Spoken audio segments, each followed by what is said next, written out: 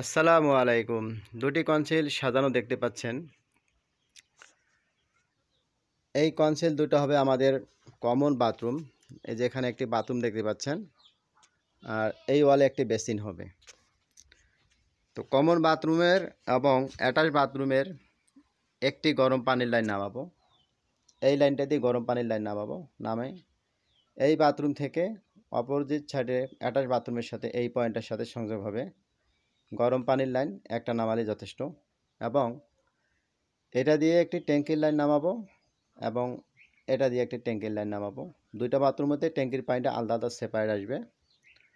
আর এই যে পয়েন্টটা দেখতে পাচ্ছেন, এই পয়েন্টটা দিয়ে বদনার দুটি লাইন হবে, একটি কমোটের লাইন হবে।